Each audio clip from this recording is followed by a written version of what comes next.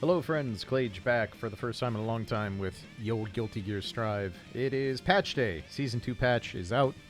I've been messing with it for a couple hours here because I wanted to get a video made for all of you who aren't awake overnight like my gremlin arse is, and let you have a quick place to check out the changes without having to fumble through a billion tweets and all that good stuff. So, like all my videos, this will be very off the cuff, just going to go over some basic things I found, give my assessments, and kind of show you what all the major changes do. So I won't waste too much of your time. Let's just get right in. I'll start with the less impactful changes, or the changes that are probably going to take more labbing to really see what they do for the most part. But let's start with a few basic ones. So let me go ahead and get counter hit off.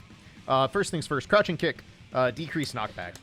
Definitely doesn't knock the opponent back as far. Should mean that no matter what, you should be able to get crouch kick sweep at all times now, even at max range. So nice little quality of life change. Nothing super impactful.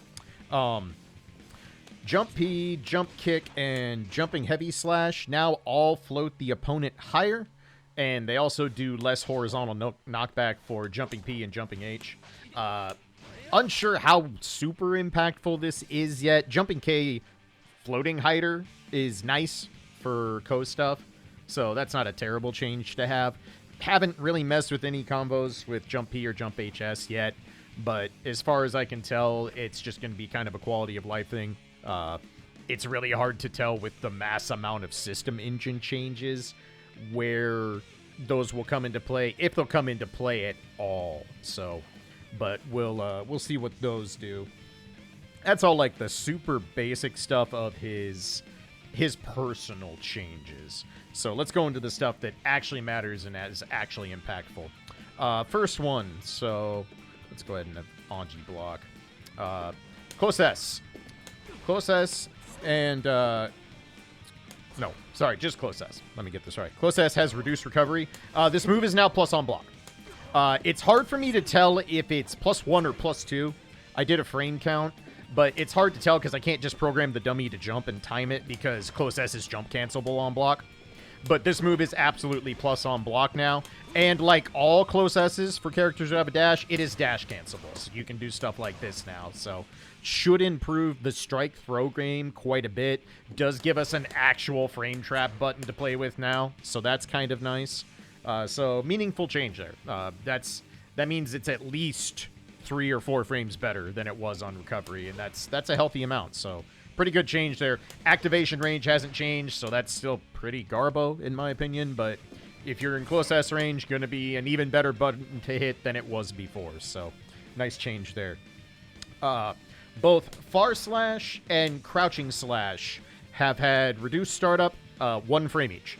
They are now both 11 frame startup instead of 12 frame startup. They also have a reduced frontal hurt box, which means you are less likely to get poked out of these moves at far range. So it's going to be harder to slap Anji out of far S when you're further away from him. So again, nice changes. The frames don't mean a lot, but you know, 1 frame sometimes makes the difference between catching someone or not catching someone. So we'll take it. Not a bad thing to have.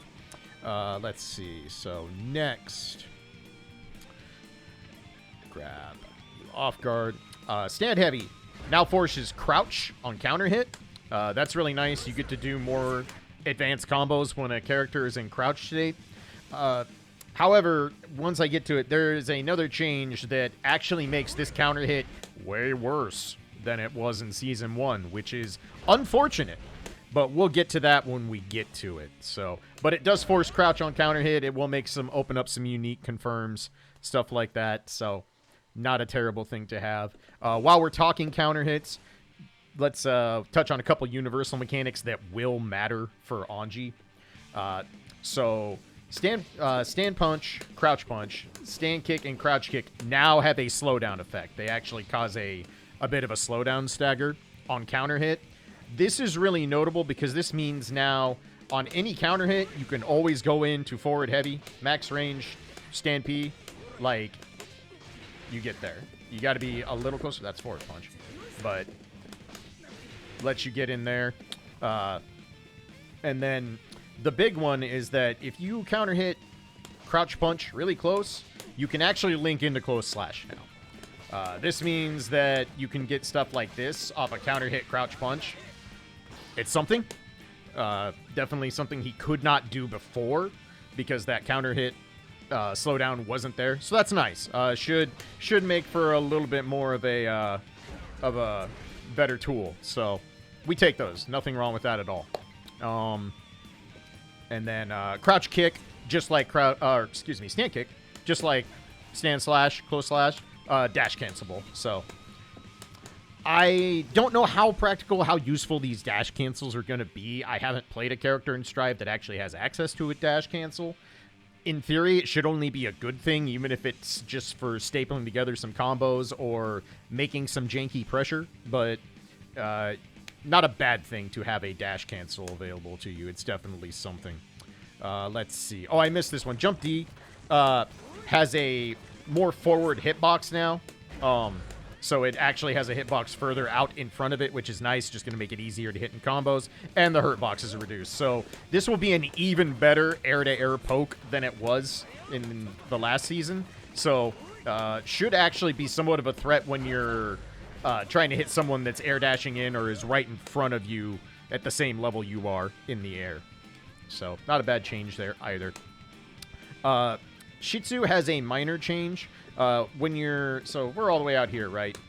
Shih Tzu travels like this. If you get closer to the corner, Shih Tzu slows down the closer it gets to the corner to try and facilitate better Oki. So you can do stuff like this now, back up a single step, and have Shih Tzu actually hit meaty. Gives you a different Oki option, the corner off throw, so that's kind of nice. And it also helps with you get like a sweep in the corner and go into Shih Tzu.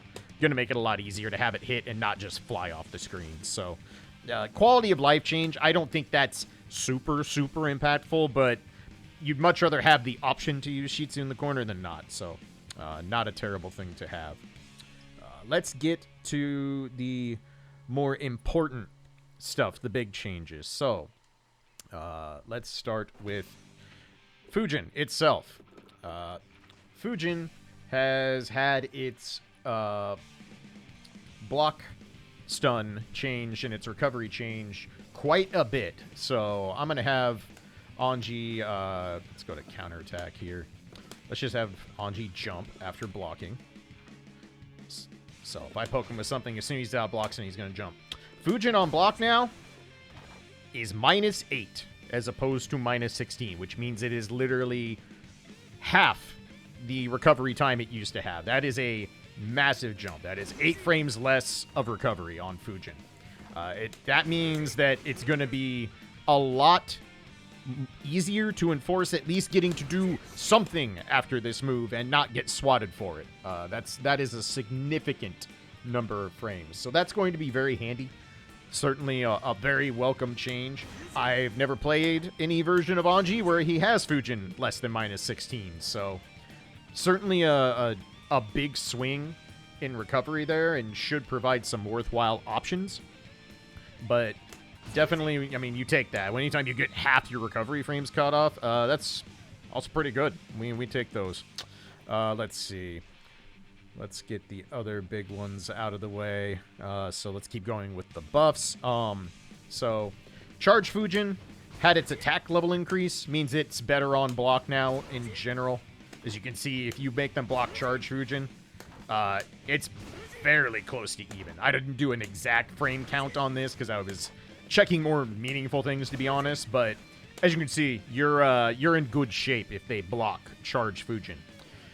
At the same time, Charge Fujin also got a nerf in addition to that attack level buff. And it's a big one. Charge Fujin no longer launches on counter hit. It does not launch on any hit. It doesn't matter when you hit Charge Fujin, it does not launch, ever. The only time you're going to bounce them with Charge Fujin is if you somehow hit them in the air with it. And as we all know in Strive, the horizontal hitbox, or vertical hitbox, I mean, on Fujin isn't amazing. So we do not get to launch off this anymore just by hitting people with it. Doesn't matter if it's the first hit as a counter hit, or if you combo into it off a counter hit like Stand Heavy. You no longer get to launch them. That's a significant nerf. That's a significant nerf. That lowers his reward off Charge Fujin hitting quite a bit. The trade-off being that Charge Fujin on block obviously is way better. Is that a fair trade? It's impossible to say this quickly. I don't feel good about it. How about we say that? Other nerf. Nagiha. Let's get counter hit off. Have you block again. Nagiha has had its startup slowed slightly. It now starts up 3 frames slower than it used to. You can still jail with it, so it's not super, super slow. So you still have an option to keep people locked down if you don't want them to move after a blocked Fujin. That obviously is a bit of a less desirable option now that Fujin is way better on block. So slowing that down probably had to do with the fact that Fujin is way better on block. Still, 3 frames is significant. That's a large increase to the startup of that move. And then the other very, very notable nerf, and this is the big nerf, and this is one of the things that has me very concerned about Anji already in Season 2, but we might as well just get it over with. I'm going to have Anji jump here. So, Ko. Obviously, this move is one of Anji's strongest, if not his strongest tool in his kit. Very powerful move. Obviously leads to his most damaging combos in Season 1 and gives us hard knockdown. Well, about all that. So, yeah, Ko does 48 total damage now to Anji. I went and tested it on Kai, who's the base defense modifier. It has a 1.0 defense, basically. Ko now does 26 damage on the second hit, which is down from 50. So it does literally half the damage it used to on the second hit. And as you probably noticed, this move no longer hard knockdown at all. Which means Anji now only gets hard knockdown off of 3 things. Throw, sweep, and overdrives. That's it. That is the only hard knockdown this character has. And both of his overdrives, unfortunately, put the opponent real far away from you unless you break a wall. So, that's significant. That is a big, big, big nerf to his damage, and especially to his Oki options. Losing Ko hard knockdown and getting the choice of whether you wanted to do multiple loops and take a wall break if you were already close to the corner, or if you wanted to cut it short, take your hard knockdown and get Oki, that option is no longer available to us. There is not really any good reason to not finish all your combos if you can get them finished, because you are not getting a hard knockdown off of them anymore, unless it's a wall break that ends in a super, or something that is very truncated that ends in sweep. I am not super thrilled with this idea that they changed. I think it's kind of silly, but in fairness, a ton of the characters have had their damage toned down in Season 2. Overall, the damage levels have definitely fallen for the vast majority of the cast. Anji can still do pretty good damage off some counter hits and stuff, and I'll show you that here in a little bit. But make no mistake, that change to Ko, the damage hurts. Like, you never want to lose that much damage off a 2-hit move that's one of your best scaling moves in your kit. That hurts. Losing that hard knockdown, that really hurts. That's rough. So, yeah, that's a new thing. Iseogi has had its damage increase. Now does 15 damage on the first 6 hits as opposed to 13. So an extra 12 damage there. And it does 75 for the final hit on base defense modifiers like Kai, which is up from 60. So overall, decent damage increase for Iseogi. Should do a little bit more damage at the wall when you want to break the wall with it. It's not a gigantic increase, but it's not nothing. So that's something nice. Next, Shin Ichishiki, Fan Needles. These are now higher attack level, which means they cause more block stun. So I did a quick frame count. Fan Needles are now +7 on block, as opposed to +4 like they were before. So if you're really on top of it, you can knock people out of jump frames if they try to move after this. So This should provide more true advantage when we actually get people to block it. The frames on them have not changed in terms of how fast they come out or when they become active on the ground. You still have to get people conditioned enough to block them in the first place. But if you do get them to block Fan Needles, it's definitely a more significant advantage for us now. An extra 3 frames of advantage is good. That's real solid. So we'll take that. That's nothing to sneer at. And then the biggest change that I'm sure most people are waiting on. So yeah, we got you guarding. So Reen is now. I'm gonna have him not jump on counterattack just so we can see basic stuff here. So yeah, Reen is now faster startup, better recovery, but has change properties when it hits the opponent. So let's start with the frame data first of all. So Reen is now, let me get my notes here so I'm not talking out my ass. So Reen now starts up in 21 frames, which is 4 frames faster than it used to be. Used to take 25 frames to start up on the block. If you car it, same thing, it starts up 4 frames faster. You still have to go through the animation. You can only car or cancel after frame 13. So, but 21 total frames of startup on Reen now, which is getting closer to that range where it's not easy to react to. 21 frames is definitely reactable, but it's much closer to a range where we are threatening something that's harder to do consistently. It's something. It also recovers much better now. Reen is now -9 on block instead of -15. Do I think that's good? Frankly, no. A move this slow, locked behind another move on block being -9 when other characters have better overheads that lead to better damage and are locked behind mechanics they want to use. Cough, Leo, cough. It's not great, but it's better than -15, so it's something. This is a faster thing now, and I'm going to be honest. In the short time I've been messing around with this patch, it is pretty blatant that they want Anji to be Fujin Mix-Up the character in this game. They are really trying to enforce this. They are trying to make much of his game plan go around this. He is going to have the basic, strike throw style game that everyone else has. Now that he has a plus frame normal, that's definitely better, but you still have to get into activation range. And then now he has a faster overhead, but a slower low. But they now have similar timing, so not going to be as easy to do stuff with. So that is a thing. It's not the gigantic change I was hoping it was going to be. If they were really intent on making it so Anji is Fujin Mix-Up the character, Reen probably needed to be about 19-20 frames on startup and probably needs to be closer to even on block. -9 is still pretty significant in Strive. A lot of characters can definitely hurt you at -9 quite well. There are a lot of characters got their frames adjusted in this patch, so maybe it's not nearly as significant as it was, but we shall see. So those are all the direct changes in terms of what has changed about Anji's kit. All in all, this is big. Having a plus frame normal is big. It's something I have harped on since the launch of this game, that Anji not having any plus frame normals feels very bad.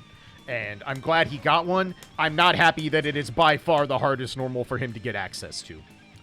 That makes it pretty rough, but it's better than nothing. We have a plus frame normal. That is something. Fujin being -8 is pretty nuts, and Charge Fujin being better than -8 is also pretty nuts. So those are good changes, and we definitely take those. But I want to show off how some of the other changes and system changes impact this character as a whole.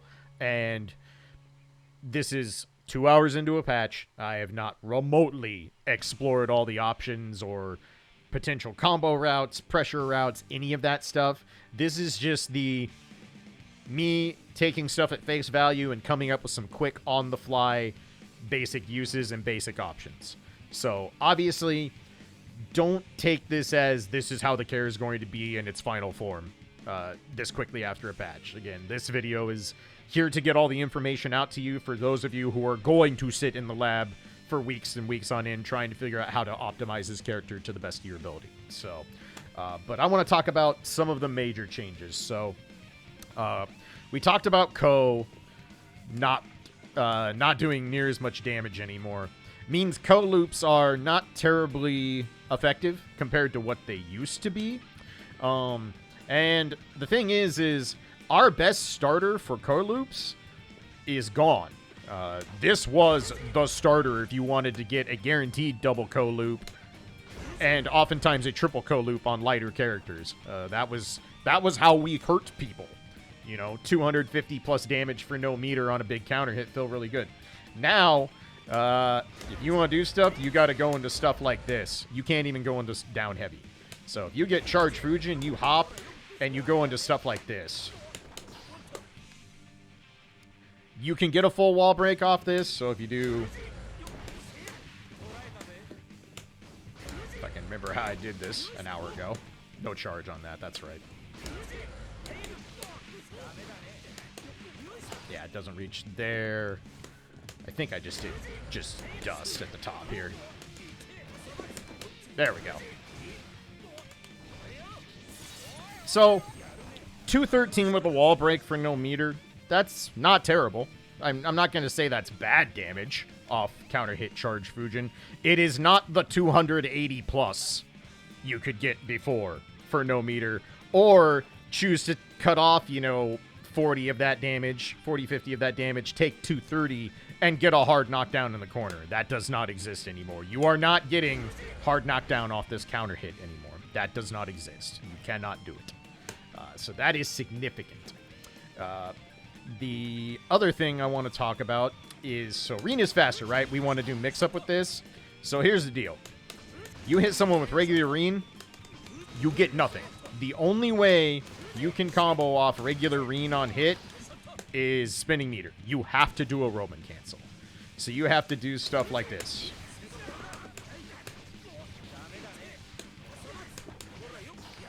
And then, wall ender of your choice, blah, blah, blah. You guys know how Anji works at this point.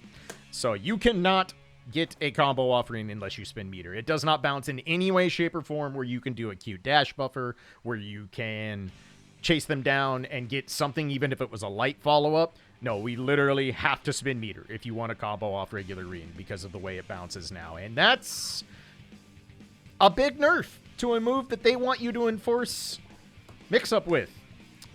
Don't feel great about that. However, on counter hit, you have to be fast. This is a tighter timing than I think it should be for what it is. But hey, 214, not terrible. Just for the sake of argument, I'll try and do a double Ko loop just to show you if I can get one to work here. Let's see. How would we do this? And like I said, the timing after this is needlessly tight, in my opinion. That's too far. Can we get jump kick, jump dust on this? Let's find out.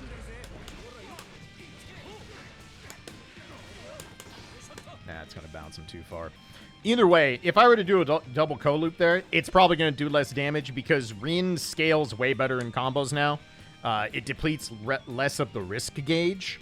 So if you get people to block for a while and then hit them with Reens and combos, it's going to be better. So there is that.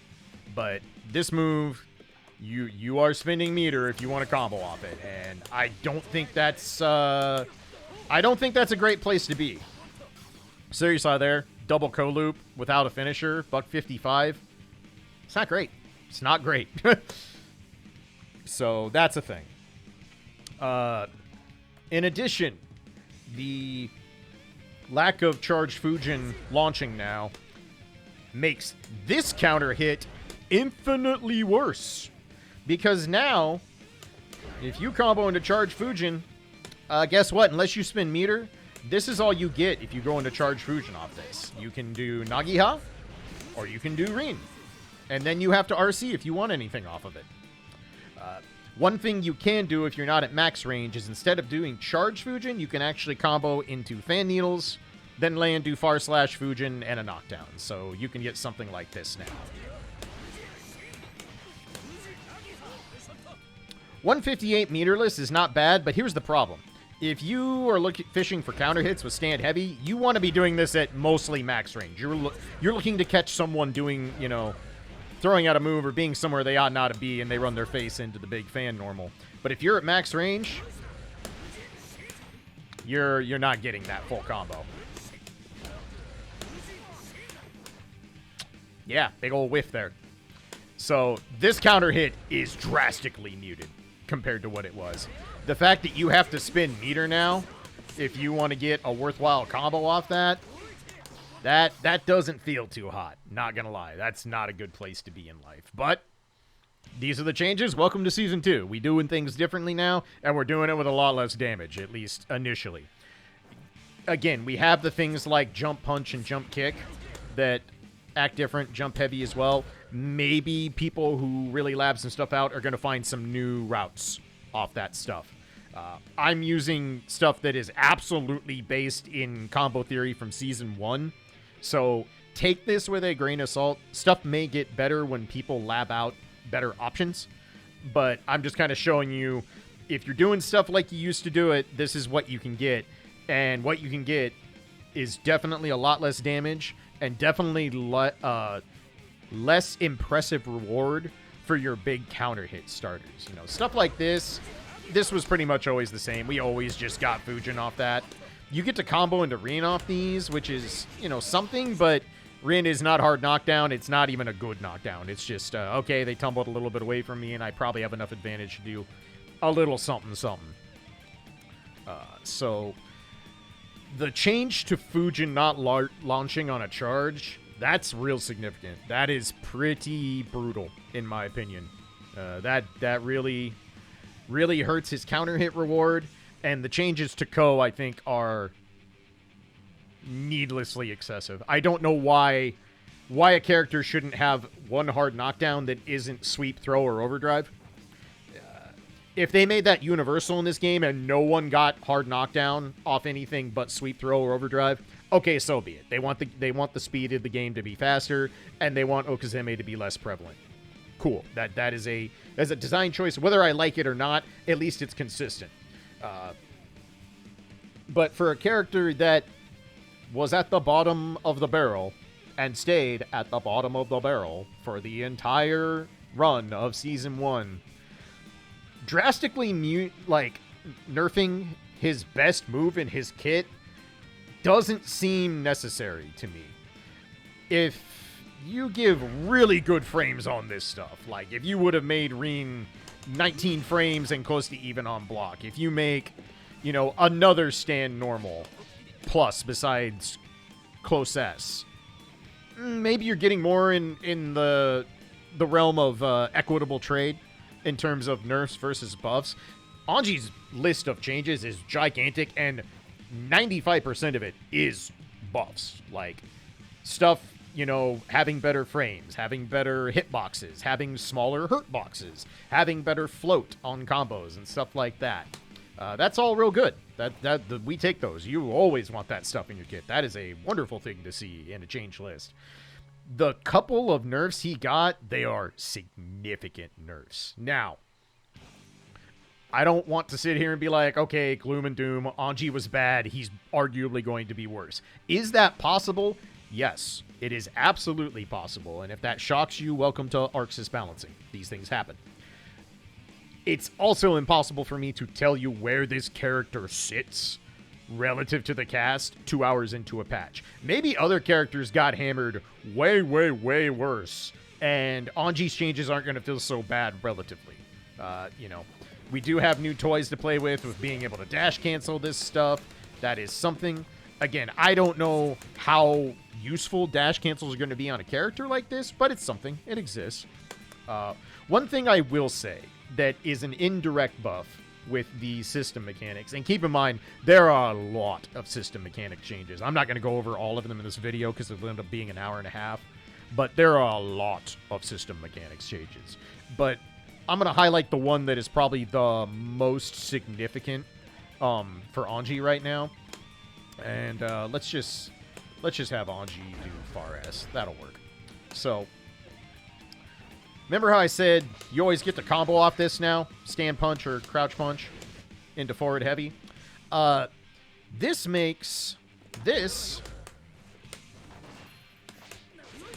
a lot more rewarding in terms of consistently getting a decent punish off your auto guard. So if we just do...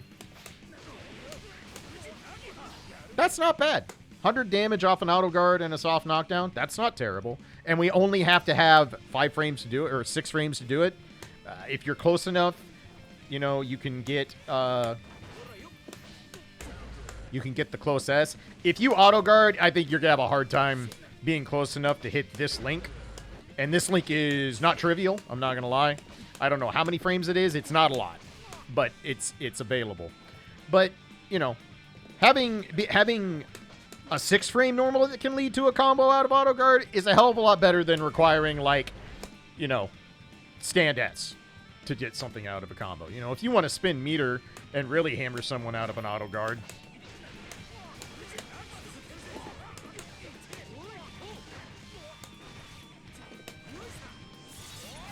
that was just off the cuff. That's probably not remotely optimized. But hey, it's there. It's a thing. You can actually get a wall break off an auto guard. That's something. Does it change the fact that this move still needs 10 frames of startup and is counter hit state in and out of it all the way, and it gets absolutely demolished by PRC? No, it doesn't. But it does make the chances of getting a reward for auto guarding something more likely, so that's nice. The fact of the matter is, though, you might still just want to do this because that's 85 damage, and you get a knockdown, and you get to do butterfly. So, is this super important? It may very well not be. But it's there. Like, having this as a poke and having this as, you know, an actual interrupt that combos into something, that is significant, you know.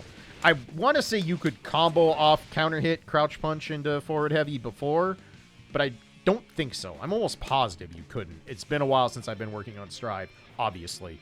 But I think this is not a true combo in Season 1, even on counter hit. So that's nice. That's something, you know. Being able to take our 5-frame mash button, and if you confirm it properly, you know, you get to actually do damage to someone. Not bad. We'll take it. It's something. Let's see here. That is most of the important stuff. There is another interesting system quirk.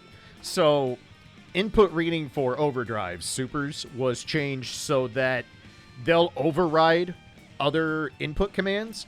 And this has an interesting effect on Anji. I don't know if this is intended or not, but I want to say it is because they mentioned being able to whiff cancel certain specials into overdrives now. Anji can actually Kara cancel Fujin into his supers, so you can do stuff like this. If I can do it right. So you got a moving Kacho Fugets. You can do this on charge Fujin as well. It's a little bit tougher to time, in my opinion, but is this good? I don't know.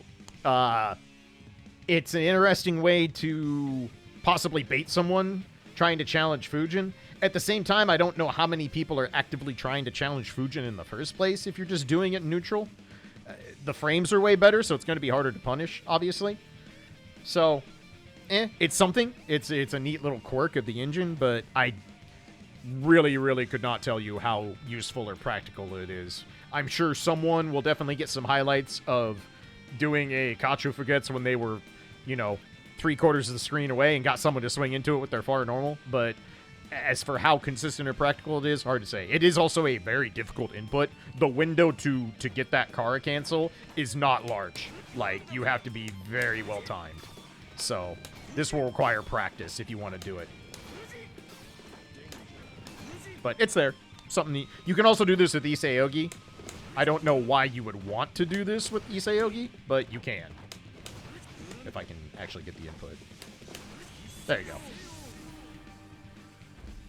I don't think you're going to catch very many people with that, but it exists. It's something. So that, for the most part, is covering what I have found of his changes. Unlike the last time I did the video showing off all his buffs and the changes that he got, these changes took away a lot more routing and a lot more options than gave new ones. And I think that's pretty significant for this character. I also think he's boring. Straight up. I think the way they've designed Anji in this game is boring. I don't think it's interesting to make him be Fujin mix up the character with the same strike throw that everyone in Guilty Gear Strive plays, and then a very janky version of Auto Guard that loses horribly to PRC. Like, his combos are even less fun right now. I hope that changes. I hope the lab monsters and people who continue to put time and effort into this character are going to find neat things with the combo tools and the changes to the jump normals, and maybe even, maybe even some stuff with this. Maybe we'll get to do stuff like old bad guy combos where you can dash in and get a bunch of damage on juggles. Hard to say. I don't know what to expect of that just yet. But maybe some cool stuff will come of that. But as we sit, I don't really know what else to say. Do I think Anji is a better character? Unlike the last patch, I can't unequivocally say that. His kit is worse, in my opinion. He got important changes to frame data that definitely help him. The change to Ko is brutal. The change to Fujin not launching on charge is brutal. So, do I think he's overall a better character? At first glance, no. I could easily be proven wrong as people unlock more of the potential that's hidden behind the new system mechanics and getting more used to all the new tools and changes there are. More importantly, can I tell you if he's going to be better or worse relative to the cast? I have absolutely no idea. This patch changed a ton of things. Characters are very different in a lot of ways, including damage, including frames, hitboxes, hurtboxes, etc. So we're not going to know that for weeks or months. I would say, at least at first glance, I am not optimistic about this character. I hope I'm wrong, especially for the people that have stuck with him and the people who want to make this character work in Strive. I would love to see people starting to wreck shop with this character and see Anji actually make top 8s in tournaments and see him actually be a part of the Strive meta at some point. But I have no idea if that'll happen, and at least at first glance, I don't see these changes fixing a lot of his core problems. Maybe the Fujin mix-up is just good enough now to function. Maybe people lab it out just like they did before, and it's not great. So, and I'll be honest, I am probably not doing any more Strive videos after this because I frankly have no interest in playing this character as he is, and nothing about Season 2's changes have made me more excited to really dive back into this game. I am enjoying Plus R more than I ever have. I am playing better Plus R and playing better Guilty Gear than I have in my entire life. This is probably the best I have ever been playing at any fighting game ever, and I've been playing these things for 20 years. So I am not about to stop on that when it has a very active community and it has a version of this character that I drastically prefer to play. In addition to that, DNF Duel comes out in like 2.5 weeks, and I'm far more interested in that as a modern game or a side game for me to work on than I am Strive. Will I come back to Strive at some point? Maybe. It's entirely possible. Maybe one of the Season 2 characters piques my interest, and I like the way they play in the Strive engine. There's absolutely no denying that the DLC characters had far more interesting and unique kits compared to the launch characters. So if that continues in Season 2, maybe someone gets me really interested in this game. But unless they completely overhaul Anji, rework his auto guard, or give him some more moves or something to make him more interesting, something to make his Okazeme feel worthwhile, this character is not for me. And that's okay. Like, am I disappointed that the character I waited 8 years to get back in Guilty Gear is not the kind of version of him that I want to play? Sure, of course I am. Like, I love Anji. If you haven't figured out that I love Anji on this channel by now, I don't know what you've been watching. But right now, Strive ain't it for me. And that's not, me sitting here saying you should take the fact that I don't want to play Strive and have that influence your decision about whether you want to play Strive. If you like this game, if you've been enjoying this game, if you want to get better at it or learn more about it, or you just enjoy playing it at the most casual level possible and you like learning things on my channel, I wholeheartedly encourage you to stick with this game. I don't think Strive is a bad game. It's just not a game for me and the kind of style I want to play when I play Guilty Gear, and that's okay. So I wanted to do this because I felt it's important to have these condensed videos where people can get access to the changes and get through a lot of the initial, oh god, everything changed, what do I do, or what's different, without having to scour through Twitter and Discords and all that stuff that make getting modern fighting game information a lot more annoying in the first day or so of big changes and patches. So that's what this video is here for. I hope it helps you with that. I hope those of you that are going to be labbing stuff out take what little I spent time finding out here and turning into something awesome. I really hope I'm completely wrong and Anji's a monster. And for those of you who are going to try and turn him in that, best of luck. I hope you can do it. I will definitely be watching from the sidelines and cheering y'all on. So I'm going to go ahead and get out of here. I have messed around with this enough and get this video up for people to have. I already talked too long because, as we all know, I cannot shut up and never will learn how to shut up. But that's going to do it for me. If you want to do the like, subscribe thing, cool. I always appreciate it. Never necessary. And if you want to see more Plus R stuff, there will be more Plus R stuff in the future. I've even started streaming net play and stuff again, so if you want to watch me play Plus R live, check out my stream. And once DNF Duel hits, I will almost certainly be doing content for that as well. So that's going to do it for me. Y'all stay safe, take care of yourselves, be good to one another, and I'll catch you on the next one. Till then, peace.